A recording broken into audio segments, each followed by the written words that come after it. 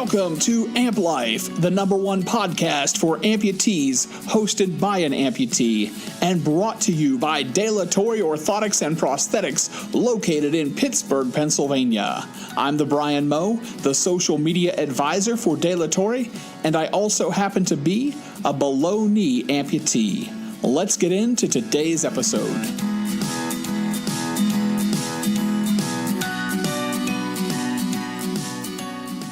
How's it going, everyone? This special episode of Amp Life was recorded live at De La Torre's Cinco de Mayo amputee event on Friday, May 5th, 2017, with Dr. Anthony Kirby as the keynote speaker.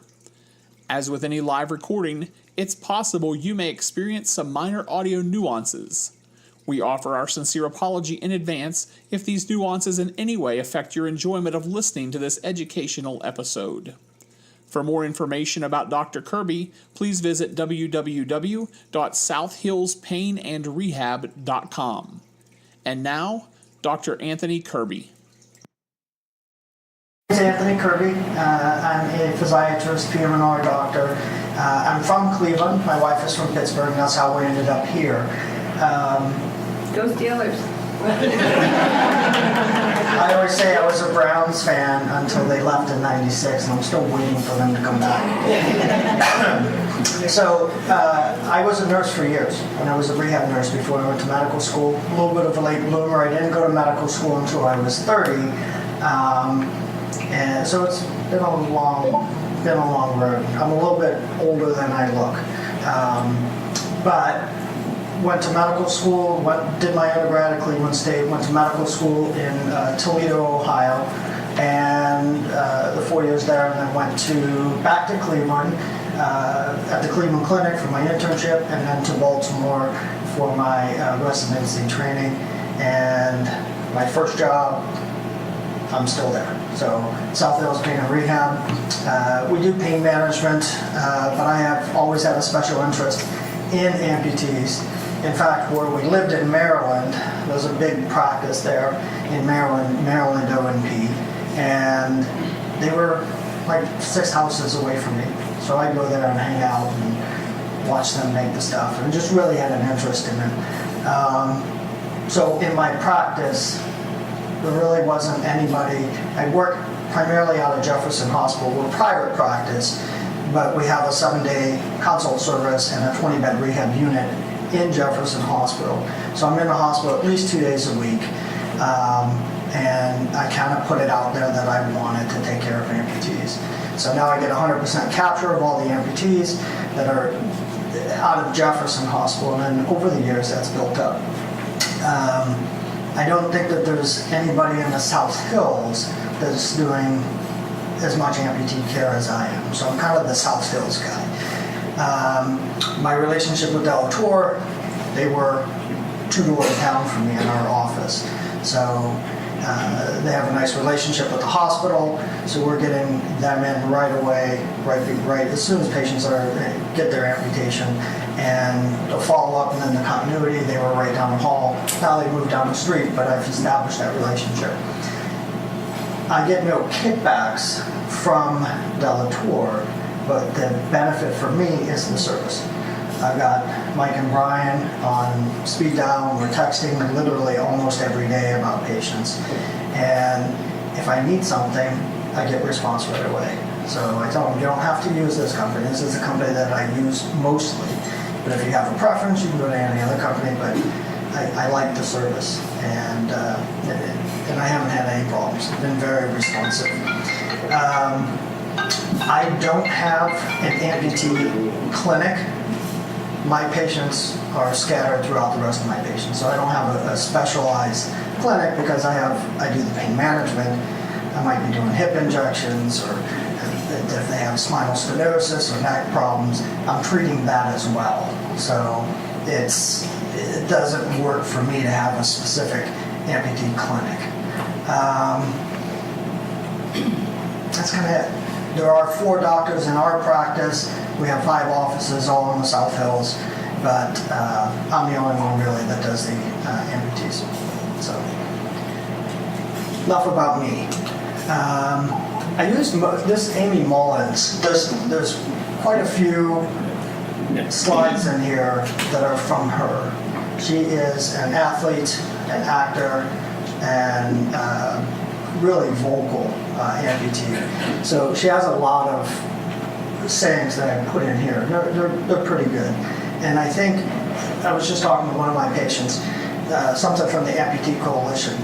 It starts really at the beginning. I don't get the pre-prosthetic, pre-amputee consults like I want to.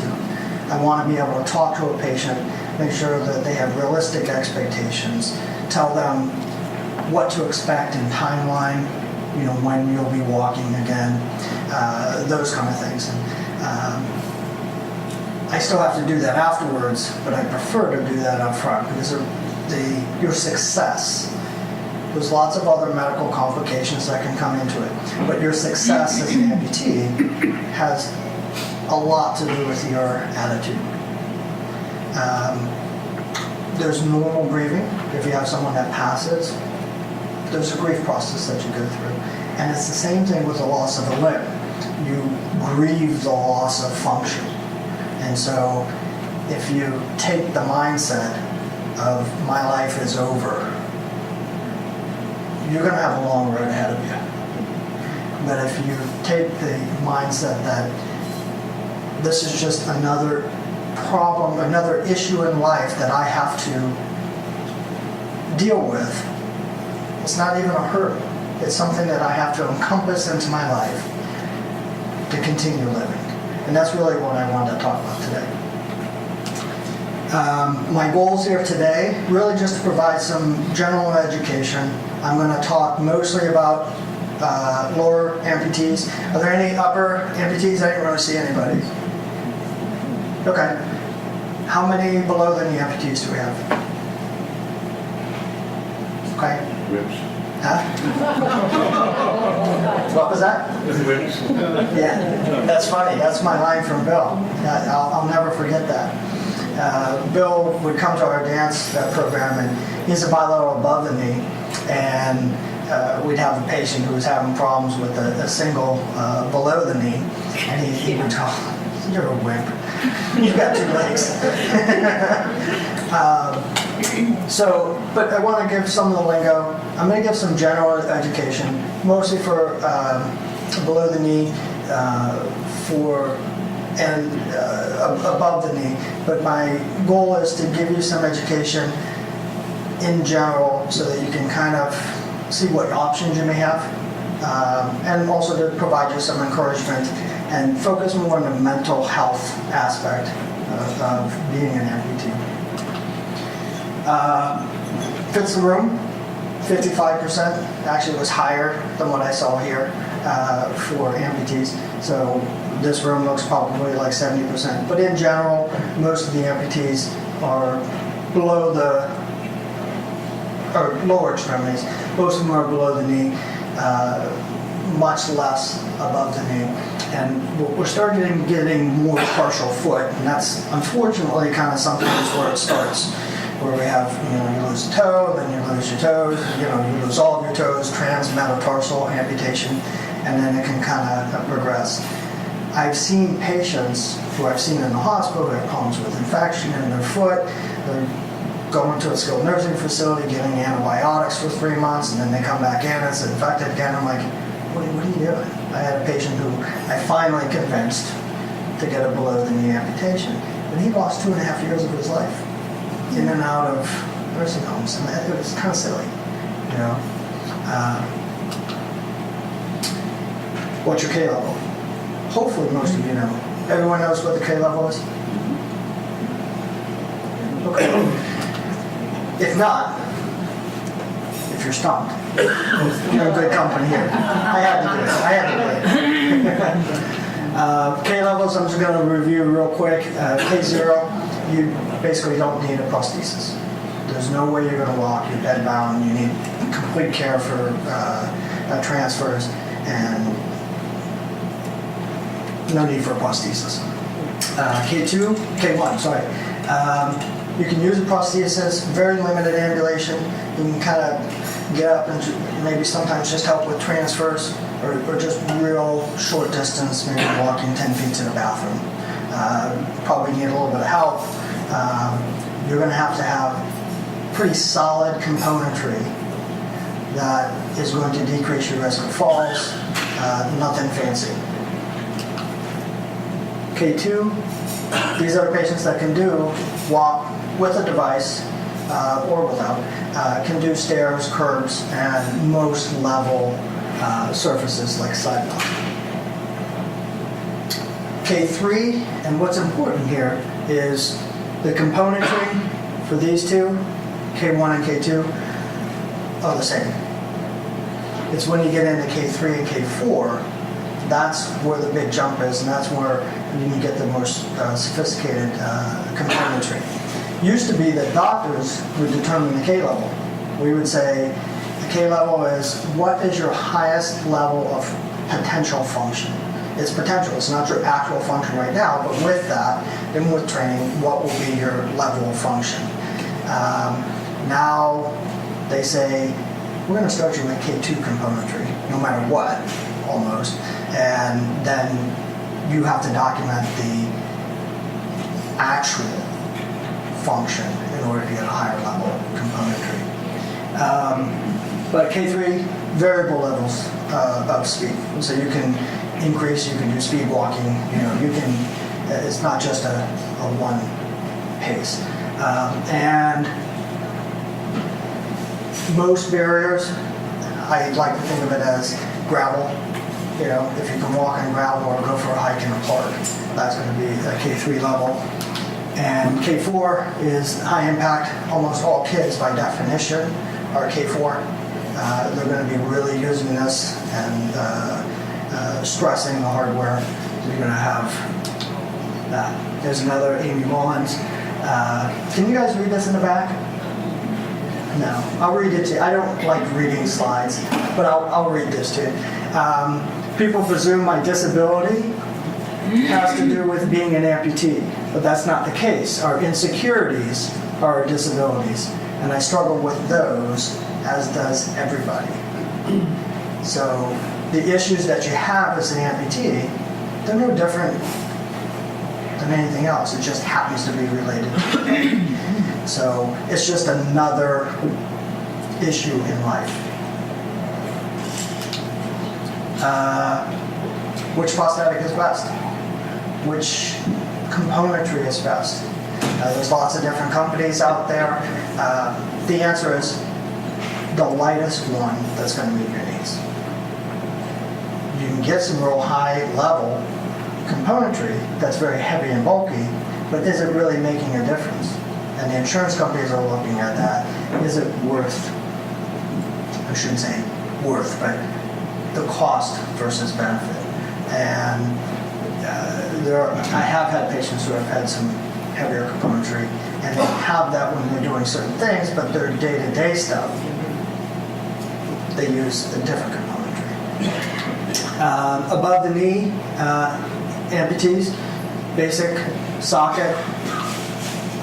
Most of them have a rotator so the knee can bend, and then the knee joint itself, then the pylon or the shaft, and then the foot and ankle. When we talk about prosthetic feet, there's different parts of the ankle and the foot, but we call it a foot. So there's not a different ankle and a foot, they're usually kind of integrated into one. Below the knee, it's a little bit simpler, you just don't have the knee. So most of the changes, for below the knee, is going to be in your socket and in the foot, mostly.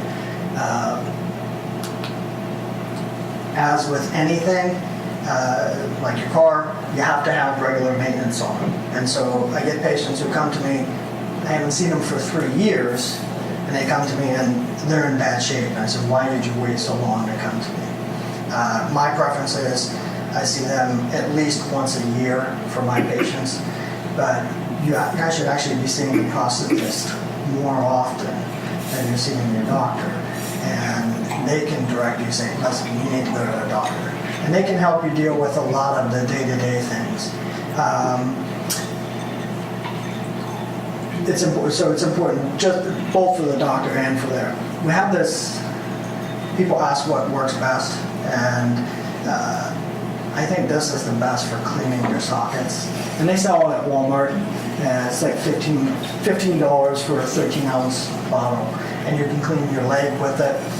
You can buy it online, and you can clean your liner with it. And it really gets rid of all the fungus and bacteria. It does a good job. Funga soap by Funga soap, Funga soap. And this is a picture from Google. I just Googled it. Pedifix is the company that makes it. Pedifix. So if you haven't tried it, definitely recommend it. You should have 2 liners. You should have 2 liners, so you keep one clean and they can dry completely before you use them. And you should wash them every single day. A lot of the problems we have are people who are not really taking care of that. There's some discussion or debate of whether to use lotions and stuff. If it's real, basically if your limb is real dry, you want to make it moist. If it's real moist, you want to make it dry. Lotions and stuff, I recommend in the evening. And if you're regular with that and really kind of rub it in, the evening time is the best time to do that. Yeah, this didn't really project real well, especially for the people in the back, and I apologize for that. This is just a general picture for below the knee of where the most pressure is and areas that you are more likely to have breakdown on. There's different kind of sockets. There's a patellar tendon bearing socket, and a lot of you may know that there's an indentation here, and you're really not bearing all of your weight through your patella tendon, but there's only about a moderate weight, and the rest is kind of distributed throughout. But any of you who have had irritation, you can look at that previous picture and see these are the areas. At the flares in the back when you're bending your knee, obviously at the very end, and then your tibia on the outside, that bone there is still there, and that's where people get irritation too. So the socket design, some of them, there's a patella tendon. I'm just looking down on the socket, and then a total surface bearing socket where you're literally, and that's good. And if you have a good amputation where they're pulling the muscle up over, you're going to have a good area there. The problem is, particularly for the below the knees, is where there's the bones real prominent, and that's a big problem. But that just comes down to surgical, and sometimes they need to be revised, unfortunately, in order for the patient to be successful. I like this shirt. Shirt says, "What are you staring at, you two-legged freak?" Yeah, something that's a good line if you want to be aggressive and someone just keeps staring at you. And the reason I put that there is because we're going to talk about the sockets and how everything works and fits now.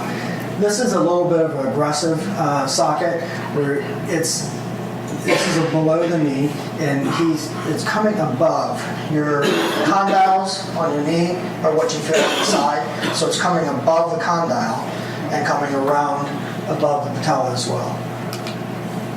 Pin suspension system for lower, for below the knee is the most common. We kind of start out there, it's pretty tried and true, but it can be difficult to get that pin in your socket. So a lot of people are trying to get it in, they take their socket, their liner off and put it back on and try to get good alignment. It's typically where we'll start. You guys in the back can't see this, and I really apologize. But we don't see a whole lot of these, but I want you to know that there are options. Options that help additional support for suspension. There are things that come up around your waist. As I said, the ones that can come up above, you can put a strap above this, or kind of like a strap. Comes above the knee and kind of helps support that on a little bit more. There are different suspension systems. This is where you're having this is a a suction suspension where you're putting your leg down as a one-way valve and then you're pulling the sleeve up over top, on top of your liner. And then if we really have to, we can do a thigh corset. And so we actually have to put a hinge because it's going above the knee. But patients are really sensitive, and I've done it a few times. They're getting breakdown. They just really can't, short of having surgery, they're really going to have a hard time. So we'll put a corset that straps around their thigh. They can tighten and adjust it. It helps take some of the weight off. So that some of the weight is being taken up by your thigh.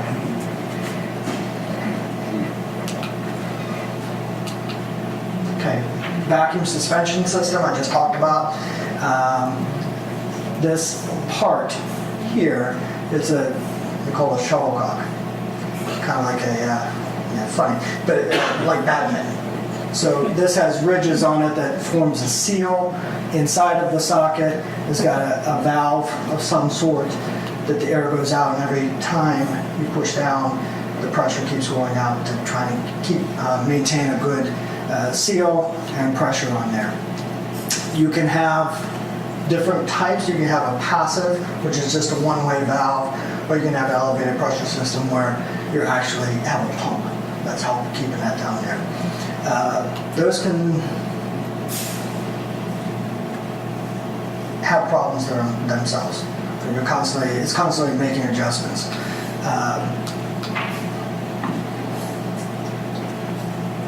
I'm going to go back to this. I'm going to come back to that. This is verrucous hyperplasia. We see it mostly with below the knee amputees, but it's actually from getting suction. So your limb and your connection to your suspension is creating negative pressure. It's pulling, and so you get changes in the skin initially, and without treatment, it can break down and can be a big problem.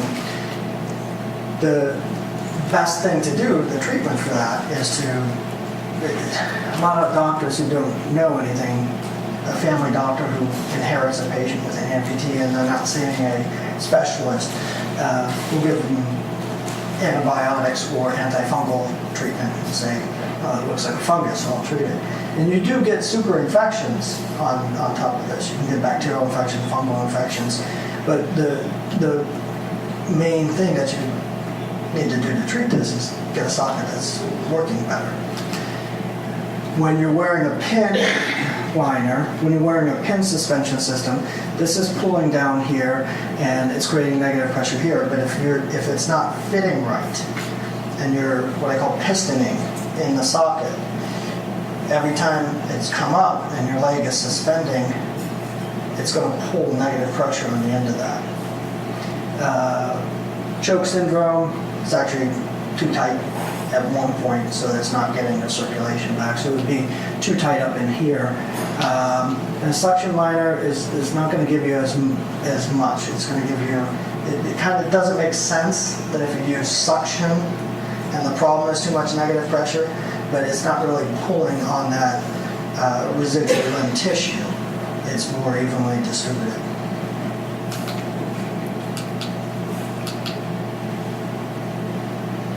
Some of the problems, especially with, I'm a heavy sweater. Some people sweat more than others. Depends on the activities you're doing. If you're outdoors more, you're doing a lot of stuff during the summer, you have more sweating. Heavier set people tend to have more problems with this. That can cause problems and contribute to this, contribute to secondary infections. Some of you, anybody wear a silver sleeve liner? I've got one, at least one. That's something that can help. The newest thing, and I haven't done it yet, actually, I haven't tried to get insurance to pay for it, is actually injecting Botox. They do Botox for hyperhidrosis, too much sweating up in the armpits, where you can stop the sweating so girls don't have to worry about that anymore.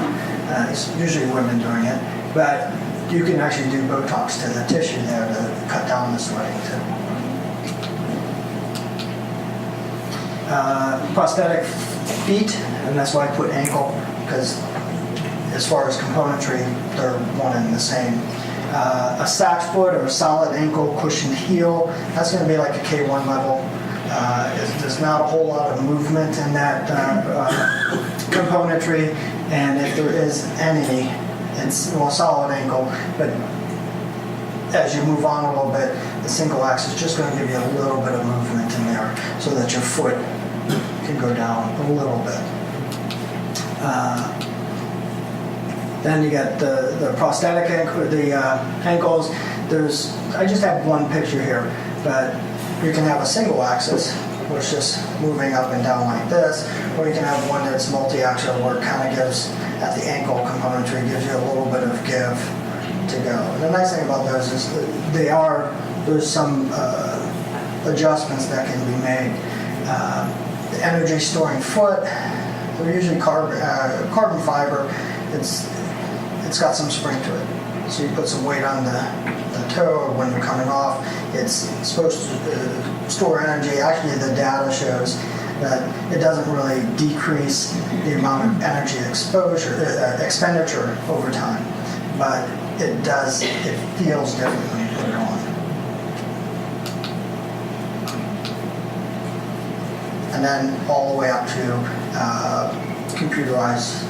This is where the real science is, in these microprocessor knees and ankles. That's where the big breakthroughs are coming through, and they really do make a difference. But if you look at this one compared to the next one, look how big that is. I mean, it's big, it's heavy. So that's some of the drawbacks. You know, if you're doing a whole lot, they're coming out more with, and that's kind of my last slide, is the bionic, where it's actually assisting with everything, assisting with the motion. Another Amy Mullins, it's factual to say that I'm a below-the-knee amputee. I think it's subjective opinion as to whether or not I'm disabled.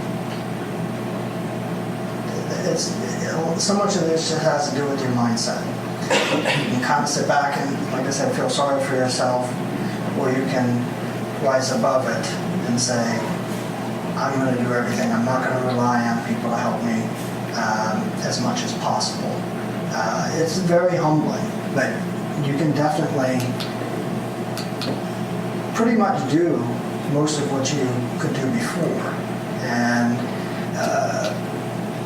if you're unable, initially during your rehab, you're actually going to have more opportunities available and probably do things that you didn't do or wouldn't have done before. Now with the above the knee, there's two main socket designs. First is, this is ischial containment. This is just a quadrilateral, and if you look down on the socket, it looks like kind of like a square or a quadrilateral. And that's going to be kind of a total surface contact socket. This one here, this can be uncomfortable when you're sitting. Here, this actually comes up in your sits bone. Here, it actually contains that. So you're not getting it rubbing on there, and you're getting this coming up here to counteract the pressure here. So you're actually putting more of a force out this way, so your glute medius is really, so this muscle here isn't very strong. This is going to give you some more control here. This glute medius, that's the one. If that's real strong, you should be able to do well with a socket like that. I'm just going to go through a laundry list of things to help suspend that. Just for the below the knee, for the above the knee, you can do an elastic suspension here. Obviously, that's not going to last very long. It's going to get dirty. It's going to need to be replaced. But if you need to start with that and progress away from it, that's fine. And that's why keeping in touch with the prosthetist is so important, because as your needs change and your abilities change, so can some of your componentry. They have above the knee where they have a hinge here. This is, again, for somebody with even a weaker glute medius muscle. maybe this is a person who had a stroke on that side, you can give some extra support when it comes around the waist, has a hinge here, and is not going to affect you this much coming out. It'll give you some extra strength there. Just like the below the knee, the above the knee has a shuttlecock option where you're going to get the pressure there. I like this. This is a little bit of a modification. This is Ottobock, and if there's any company that I'm mentioning here, it's just my primary resource for this is Google Images. So it's just whatever picture looked the best. When I was at Maryland O&P, revAMPd was the person who came up with the KISS suspension system. And some of you may be aware of that. But it stands for Keep It Simple, Stupid. It's basically where you're putting on the prosthesis and there's a strap that comes down. Rather than a pin, it's a strap that comes and you can put it on. Ottobock came up with, I don't know how they used the same name, but it had to be a little bit different. So there's actually 2 straps on this one. Can you press play? I just think it's pretty neat because it is something really simple that really just came out in the past 10 years. This is just an example of him donning this and showing how the suspension system works. Did we ever figure out about the sun? I don't need it for this one. Okay. That should be fine, but it's not coming through. So he's got a little strap, a little Velcro thing that he puts on the liner here. He's coming down. There's a distal piece here that was connected to the end, and then he puts the strap on, and that's his suspension. Okay.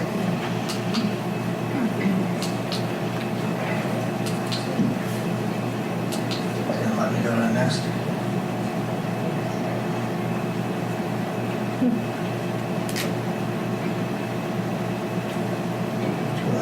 There we go.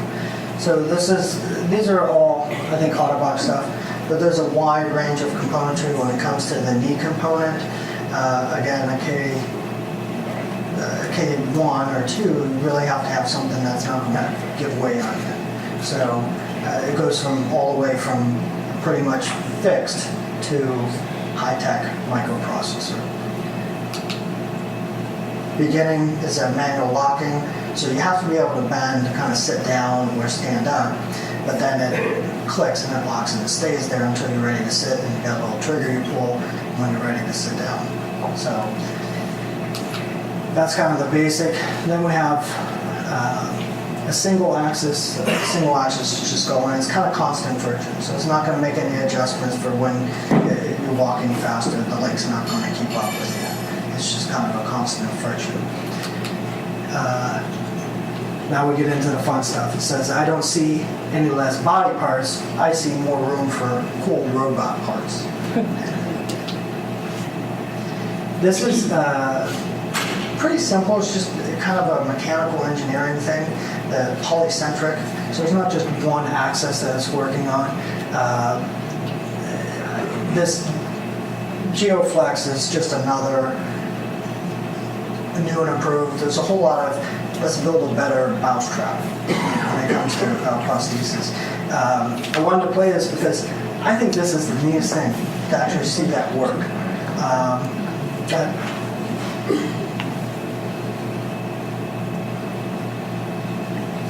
The instant knee center of the GeoFlex is optimized at 11 5/8 inches, I or just don't do that right now. 295 That's fine. I don't really need the sound for this. I just think it's when I actually see it work, just to see how much engineering goes into these things.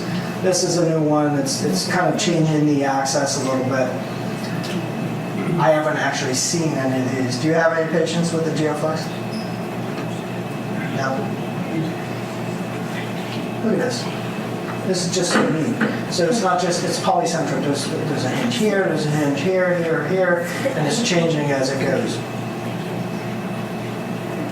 These are nice. These are pretty safe because when they're in the back position, you have to reach a mechanical tipping point before that knee will bend. So when you're standing, it's pretty solid, but when you're walking, it'll break and kind of bring that leg forward for you. Next.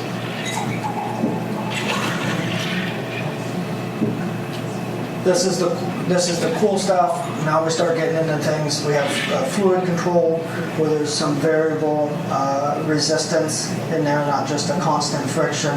And you get the computer controls in there. The fluid, sometimes there's the revAMPd, where it uses electricity to actually change the viscosity or the negative or the magnetic properties of the fluid. It's pretty neat, pretty high-tech stuff. Again, we're talking K3 and above here. So knowing your K level and what you need to be able to do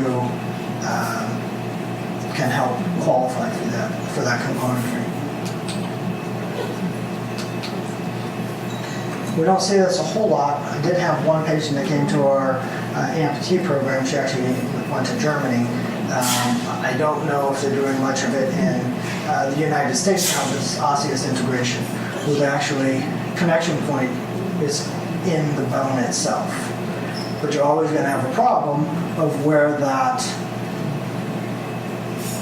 integration between because you got basically an open wound. You know, your skin has like a stoma around there, and you get problems with infection in there. So it really hasn't made main line, but when you do have it, you really feel much more connected. Your body feels much more connected to the prosthesis. It's always that interface between the prosthesis and between the sound limb and the prosthesis. For you guys in the back, being an amputee was not and never has been a dominating factor in my life. It's just I'm not an amputee. I'm a person who has an amputee. So it's just just a little change in your how you think of things and how you approach things can make a big difference. Now we're getting into my wheelhouse because I deal with pain a lot, and a fair number of patients will develop the phantom pain, but they can also have mechanical pain from where it is. If they have other issues causing pain, if they have spine problems and that's contributing to their leg pain, is it phantom pain or is it radicular pain coming from their pinched nerve in their back? Sometimes it's hard to tell, but we deal with the acute. I try to be pretty aggressive when they first have the amputee.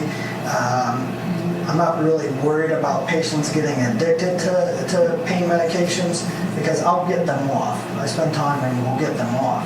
But I want their pain to be a little bit better controlled without them being loopy. And I start neuropathic agents pretty quick. Nociceptive pain is mechanical pain. So if I hit your handle with a toe, it hurts. That's nociceptive pain with a small amount of neurologic component to that. But when you have an amputee, you can have the mechanical pain at the end of the residual limb, but also the nerve type of pain.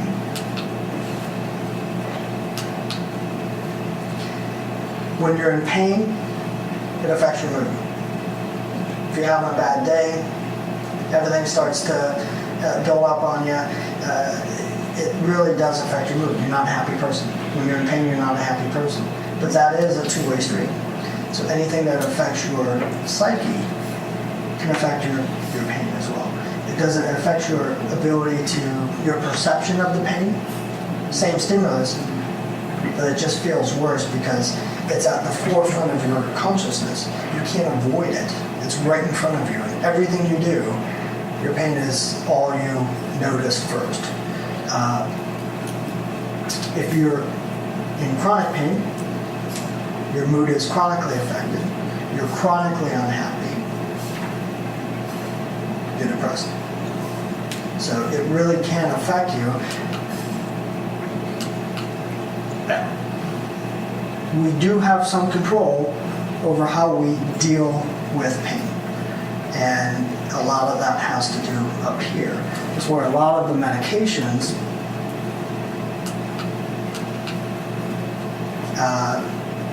that help with chronic pain in general, but particularly with nerve type of pain, affect the nerves.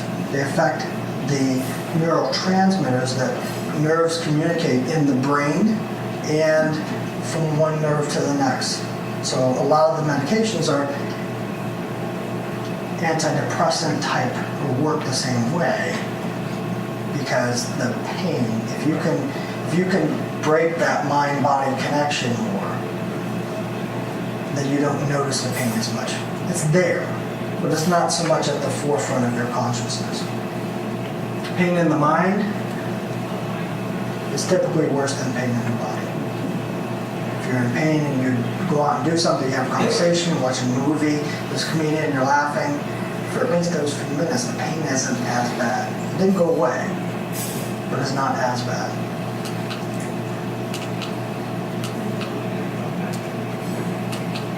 There you go. Phantom pain, phantom sensation is normal. And these are 12 months after amputee. About 80% of the people have some phantom sensation. They can feel that foot or arm that's not there anymore. Phantom pain is the problem. So I ask patients, do you have pain in your foot that's not there? Not do you feel the foot? If the phantom sensation, you don't need to treat. The phantom pain is what you need to treat. I talked about being very aggressive up front. I am. And that patient I was talking about that finally, after 2.5 years, got his amputation. And he's 4 years out and he's actually doing really well. And he is so grateful to me. He said, you've given me 4 years of my life that I'm afraid I wouldn't have had otherwise. But if you have chronic pain, like that patient, in a limb before it's amputated, you're much more likely to have chronic pain. It's almost like that pathway, that pain signal is burned in, and that pathway is like a route. It's kind of burned in. That's hard to break. If we're aggressive at the beginning, we can minimize the amount of that chronic pain. Not necessarily get rid of it when I have a patient who comes in for pain management in general, but also with the amputees.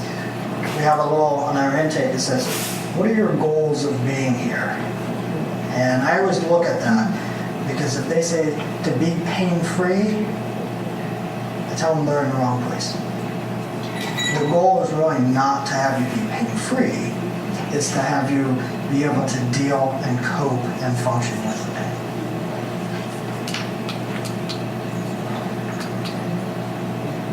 Medical management of that, they've also put a needle in there because there is one type of injection that we do for the amputees.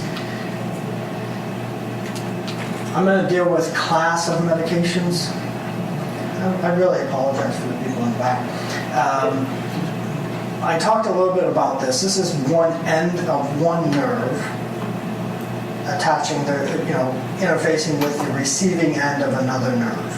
And there's little chemicals that get released from here and received on this one. If there's enough signal here and enough of these receptors on this end are being stimulated, then you're going to propagate a signal down the next nerve. The medications that deal with those neurotransmitters, they can affect how often this is released. They can affect or block the receptors on this end, or these neurotransmitters are recycled. So as the neurotransmitter is released from this end, it gets taken up later and reused, recycled. So you can block this. This is a very common mechanism to block that reuptake of those neurotransmitters. First line are old style antidepressants. And I'm sorry if I'm boring you, but I'm going to go through a little bit of the pharmacology. This is about the most of it. To explain how these medications work, why we choose the medications that we choose, and kind of our progression. Most of you may have tried a tricyclic antidepressant, even if you didn't know it, Elavil or amitriptyline, or Panelar or nortriptyline. These are old-style antidepressants. They're not really good antidepressants, but the new medications, the SSRIs, the other antidepressants are much better. These have much more of a global impact, and they affect different neurotransmitters, norepinephrine, acetylcholine, and dopamine. These work both by blocking the receptor and the reuptake. So this is kind of like the first line. One of the big complications, one of the big complaints, side effects that patients have with the Elavil is the dry mouth, like the cotton mouth. The second generation of that is the Panelar. It doesn't have as much side effect. But these can be sedating. We use them typically at night, and we have excellent data that using these at night can affect your pain throughout the day. Neurontin, gabapentin, the second generation of that being Lyrica, and now we have a 24-hour release where you take it with a meal. It peaks, it has it expands in the stomach, the release expands in the stomach to delay the absorption. Your peak, if you take it with dinner with a full meal, your peak is going to be around midnight where you would have any side effects. If any, that's when you would have them. It works throughout the day, and then you don't have the side effects that you would get with the medications. Neurontin is my go-to. It's probably the most common drug that I prescribe. It works on affecting neurotransmitters. It's called gabapentin because we thought it affected exclusively GABA, which is one of the neurotransmitters. We find that it also works out with glutamate, affects glutamate. It didn't do what we thought it did. Well, not me, but the manufacturers and the scientific community. We found out that it works completely different than it does. It doesn't matter, it still helps, it still works. Lyrica, these are typically 3 or 4 times a day. The Lyrica is typically twice or 3 times a day. The release is a 1 time a day.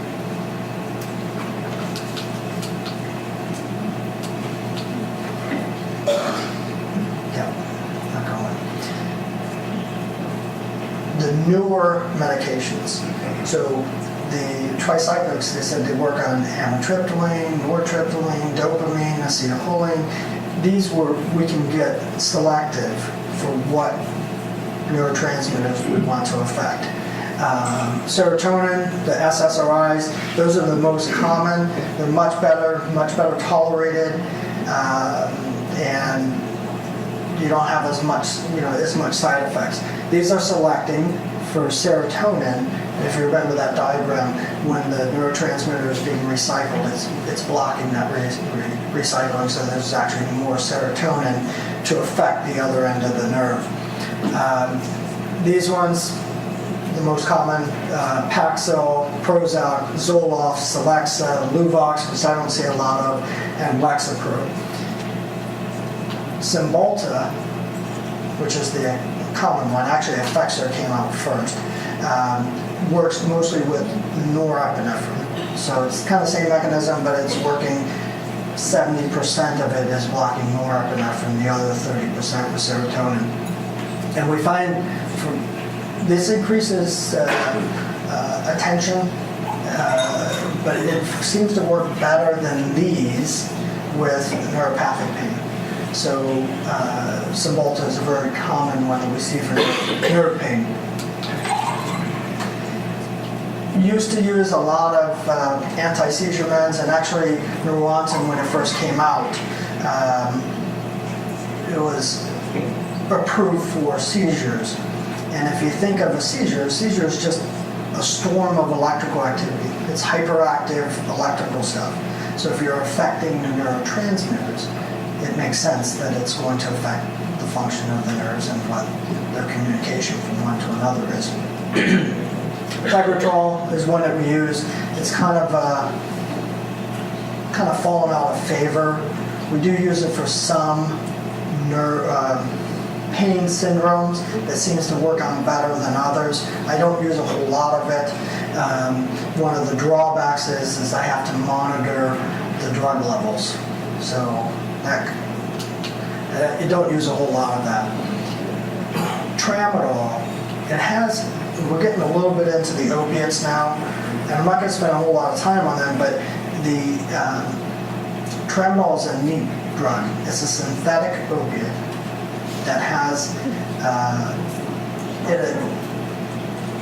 it affects the opiate receptor, so you get that response of pain relief, but it also has some properties of SSRI. So I think it's a really good drug. I use a lot of that as well. Some people say, oh, it just doesn't work, and these are typically people who are used to taking Vicodin or Percocet. They say it doesn't work as the same. It's really not meant to. It works different. If I don't use these a whole lot as needed, if somebody has chronic pain, I want them to take this medication on a regular basis because it's going to give them the antidepressant property. So if I have a patient that has chronic pain and I'm putting them on tramadol, I'm putting them on twice a day and not as needed.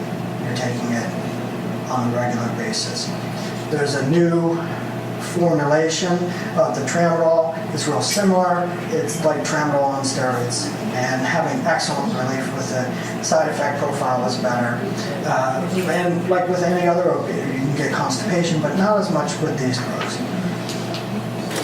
The opiates, I don't want to spend too much time here because I try not to use them. It's kind of I wouldn't say it's a last resort, but if I've got the most effective pain control is when we're using multimodality, cognitive behavioral therapy, how you're thinking, how it affects your psyche, the antidepressants, injections, changes to the prosthesis, the whole picture.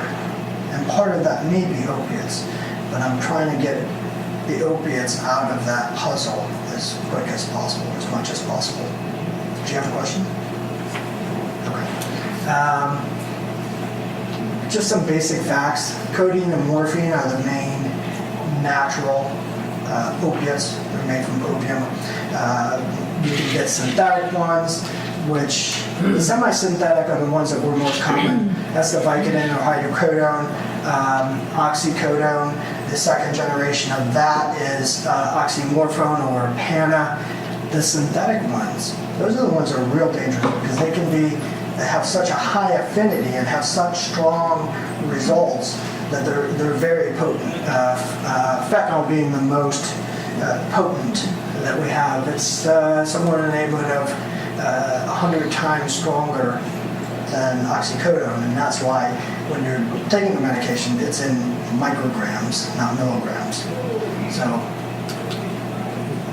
lastly, and I've done a few of these, are spinal cord stimulators. They have great results. They really have great results. And how they work is that pain signal that's burnt in, that's going to the brain, you put essentially a wire here. Down the front side of the spinal cord is what's going to the motor. That's how your brain connects through your spinal cord and tells your leg to move. Up the back side of your spinal cord is all the sensory information that's coming up and telling your brain what's going on in the feet or legs. And so these go on the back side of the spinal cord in the epidural space where the sensory part is, and it's causing a stimulation. It causes a buzzing, like a buzzing feeling in the leg or the back, but your brain gets used to that, so you don't feel it anymore. I have hearing aids, and when I first put them on, I couldn't believe how loud everything was. I couldn't believe what I was missing. First thing I noticed was that I pee really loud. They tell you have to wear these regularly so that their brain has that modification. Now everything sounds normal to me with my hearing aids, so that when I take them out, I feel like my head's under a bucket of water. So that's just how your brain accommodates. And it's the same thing with this. You get a buzzing feeling when we're first doing the trial. We want to make sure that you're getting the feeling. Not necessarily does it take the pain away, but are you getting the feeling, the coverage, in the area of where the pain is, because your brain will get used to that, and then you don't feel the pain as much anymore. Very, very effective. I do the trials where we're putting them in. You have a wire. The nice thing about it is you get to try it on for size before you buy it. We do a trial, we put the wire in. It's an external pack, like you see here. There's a generator. You work with a representative. You try it for like 3 to 5 days and see if you like it. If you're getting good coverage of the area, then you have it put in. It's a very minor surgery, but it is surgery. It's done by neurosurgeons. They just have cut a little tiny piece of bone so they can put the paddle or the leads in, and they put the wires in, and there's a battery pack there. You have a remote control for it. It charges through the skin. You just put the battery thing over here, 15 minutes, once or twice a week. And it's got different programs. You can assess, turn it off at night, change the program, turn it down. You got a volume. They have controls where you can extend the current a little bit to the left, a little bit to the right, and then a little bit down, get a little bit more coverage. And so you have some control. And excellent results. The 3 patients that have them of mine, we've been able to substantially decrease or eliminate the need for opiates. Pain management, again, the goal is to have increased function. So yes, you may be in pain, but if you're laying on the couch and not doing anything and in pain, then they give you lots of pain and that's your function. You haven't changed your function at all. So what's the point of the pain medication? If you're going to lay there and suffer in pain, it's all about function when it comes to chronic pain. Alternative therapies, acupuncture. People ask me about acupuncture. If someone wants to try acupuncture, I would never discourage it. I have patients who tell me it's excellent. They've done a meta-analysis. Some studies say it's great, some studies say it's terrible, or it doesn't do anything. But when you look at the whole picture, there's not much benefit. But I would never tell somebody not to try it, and I would never argue with somebody who says they get acupuncture and it helps. Great, whatever works. Mostly with, no, I can't say that. It's both below the knee and above the knee. As the nerve is cut during your amputee, it tries to grow and it forms this onion bulb here. I have a patient just saw last week. You're always going to have you're going to necessarily develop an neuroma there. But he was in a car accident and this was traumatized and it became very, very painful. Couldn't wear his leg at all and actually get right in there, put some steroid and do an injection. It's a very uncomfortable injection, but it is very effective. Sometimes it will need to just kind of calm things down in there. We use an ultrasound to kind of make sure, see the nerve, and just bathe it with steroid and numbing medication. The only true disability is a crushed spirit, and that's kind of what we've been talking about this whole time. You gotta have a positive attitude. Your attitude has so much to do with it.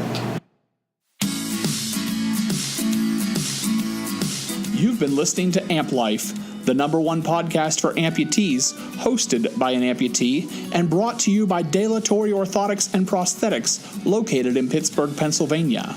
If you enjoyed today's episode, leave us a review on iTunes or give us a like on Facebook. I'm the Brian Moe.